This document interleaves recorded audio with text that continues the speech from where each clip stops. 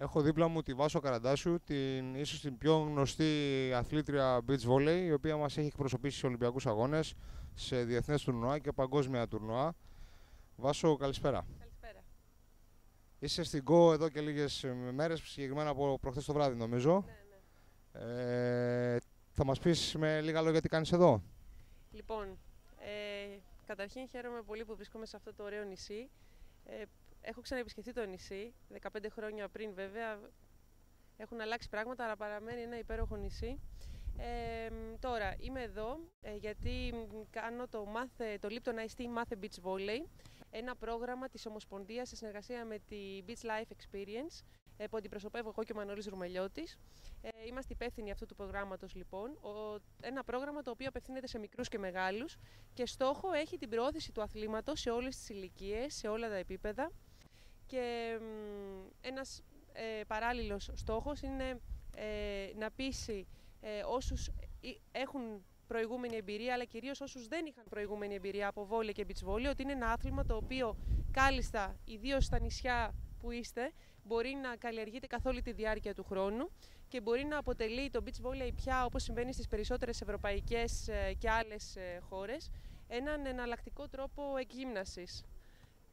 Αυτό είναι το μήνυμα του προγράμματος. Η ΚΟΣ είναι εδώ ο 13ος σταθμός του προγράμματος. Έχουμε άλλους δύο, όπου εκεί ολοκληρώνεται στην Αθήνα. Οι άλλοι δύο θα διεξαχθούν στην Αθήνα. Πολύ ωραία. Να σε ρωτήσω λίγο για το παρελθόν. Ξεκίνησες σαν παιδί από την Ηλιούπολη να κάνεις στίβο, μετακόμισες στο Βύρωνα, ασχολήθηκες με το βόλεϊ καταρχήν στο γυμνάσιο, μπήκες στην Εθνική Νεανίδων, μας εκπροσώπησες επάξια σε διεθνές τουρνουά και κατέληξες σιγά σιγά από το βόλεϊ σάλας να παίζεις beach volley και να κάνεις πρωταθλητισμό. Πώς ήρθε αυτή η μεταφορά, η μετάβαση? Η μετάβαση ήταν αρκετά ομαλή από το ένα στο άλλο.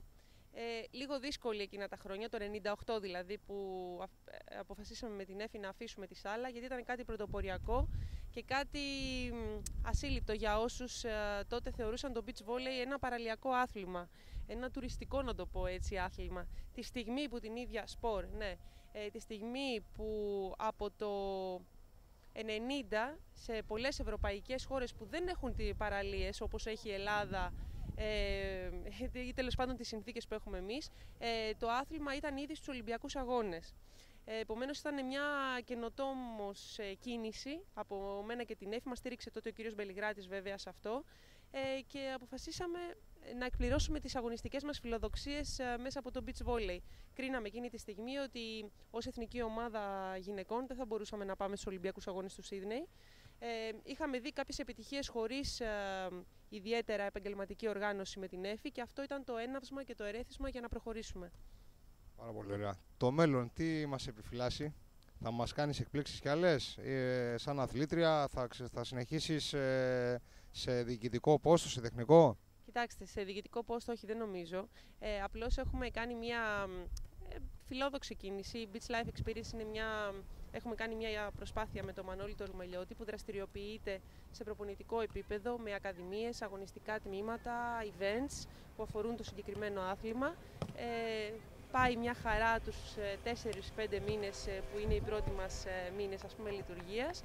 Ήδη αρκετές από τις ομάδες μας αναδείχθηκαν πρωταγωνίστριες φέτος σε πανελλήνια και διεθνή τουρνουά και είμαστε πολύ χαρούμενοι γι' αυτό. Επίσης πρέπει να αναφέρω κάτι σημαντικό που είναι η ακαδημία που έχουμε στη Ρόδο με το Διαγόρα, σε συνεργασία με το Διαγόρα Ρόδου, που εκεί έχουμε 50 παιδάκια με αρκετό ζήλο και διάθεση να ασχοληθούν με το άθλημα του beach volley.